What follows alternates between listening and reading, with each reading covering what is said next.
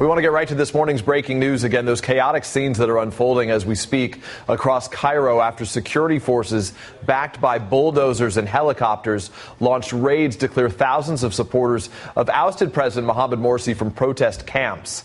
Egyptian police and soldiers used tear gas to break up the camps, while Morsi supporters have fought back with stones. They have set up barricades in the streets. Government buildings and police stations have been set on fire there. While the heaviest fighting is largely in the capital, clashes have also broke out in other cities as well. The official death toll is said to be about 56, with more than 500 wounded. But the real toll, of course, could be much higher. We'll just have to wait and see. NBC's Ayman Mohideen is live for us in Cairo with the very latest right now. And Ayman, this is something we had been fearfully anticipating for days, and it finally happened today.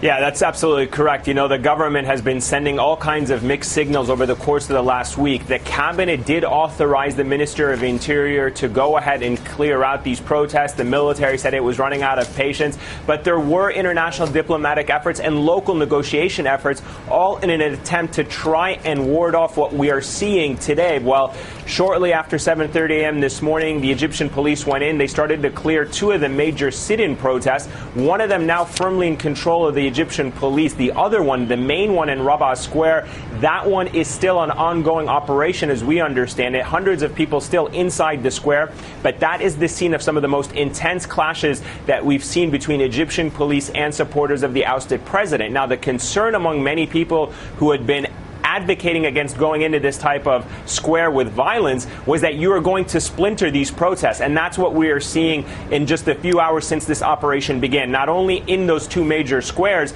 but in other parts of Cairo, not too far away from where we are. We've already seen police and protesters clash.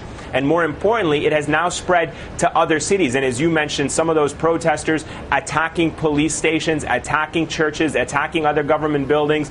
It is now a situation that is quickly escalating and quickly falling out of the hands of the control of the Egyptian government here, which we understand now is in crisis mode, holding all kinds of talks to try and figure out how to put an end to the kind of violence that we've seen, and in one that actually has a lot of conflicting death toll numbers. The Muslim Brotherhood and their supporters say the death toll is going to top more than 300 people. Right now, the government official line is that it's 55, and that number is expected to rise in the coming hours. Peter. Ayman Mohideen is in Cairo for us right now. Ayman, thanks so much. We're going to continue to talk about the topic of the Middle East and Egypt in a second, but there is some other developing news out of Alabama we want to update you on as we speak. That, of course, is where a UPS cargo plane crashed. Specifically, it happened near the Birmingham airport. We have now confirmed that 2 people were killed aboard that flight, the pilot and co-pilot. The good news, it appears that there were no other fatalities or injuries specifically on the ground. It was away from residences.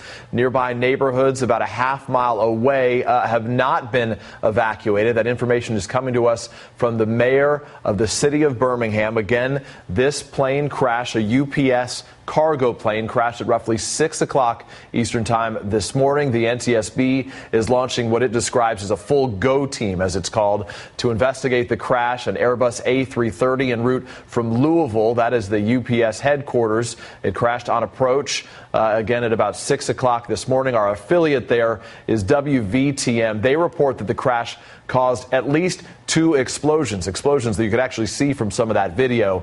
The Birmingham police say the plane went down in a field that was just pretty much parallel to the airport perimeter, that no residences, fortunately, have been compromised. UPS, by the way, did release a statement that says, at least in part, at this time, quote, "We are still determining the details of the incident as we work through this difficult situation. We ask for your patience and that you keep those involved in your thoughts and prayers." Again, 2 people killed in that crash this morning. We'll keep you up to date as we learn more information on that. The NTSB expected to speak within the next 10 to 15 minutes or so.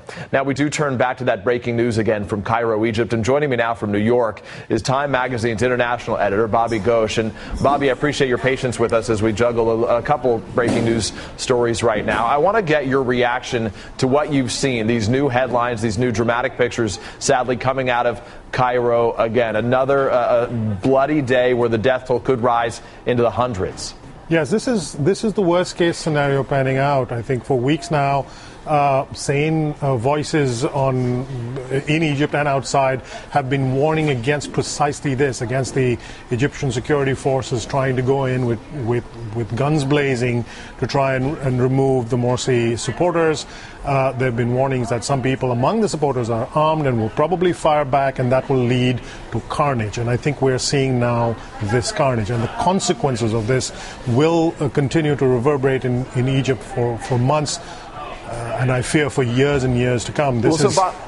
Bobby, I want to ask you specifically about those consequences. It appears that there are clearly still plenty of Morsi supporters in the streets. How risky is this operation for the Egyptian rulers at this time? I mean, does this potentially spark larger protest movements going forward? It's just sort of, at this point, an unending cycle.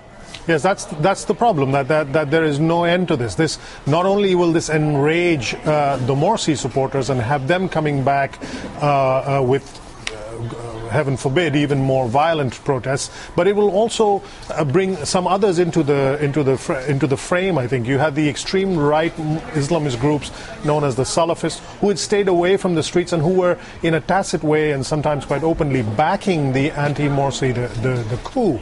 Now I suspect that they are now going to want to pull away from the government and join the Brotherhood, and the Brotherhood will probably begin to get the people who are on the fence, who are not sure whether they supported the coup and not entirely happy with the Brotherhood. Some of those people are going to say, look, whatever our differences, we're not going to condone our own forces killing our own people over political differences. And so I suspect that quite a lot of neutral people will now come down on the side of the Brotherhood.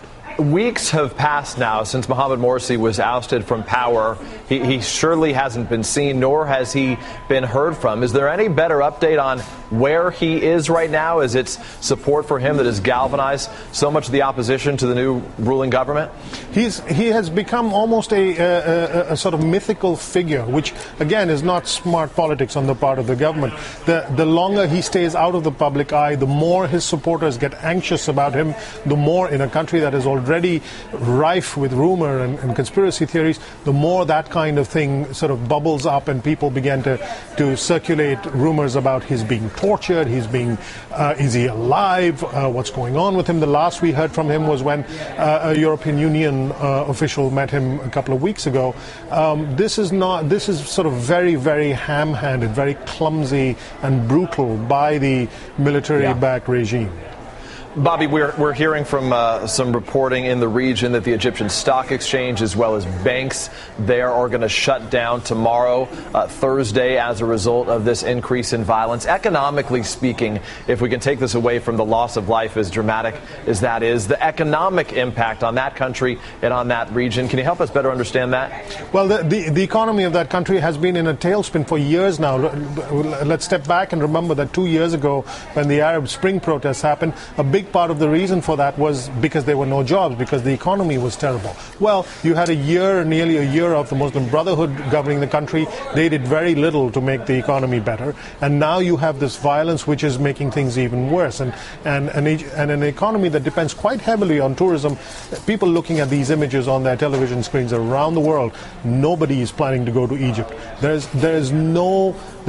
Egypt is going to remain. I mean, we're going to have to invent a new expression. I mean, basket case is not going to suffice. Yeah. The way Egypt is going, the way its economy is going, it is way beyond basket case. Time Magazine's international editor is Bobby Ghosh, joining us live today as we watch the death toll continue to rise in Egypt today. Bobby, thanks as always for your insight. We appreciate it. Thanks for having me.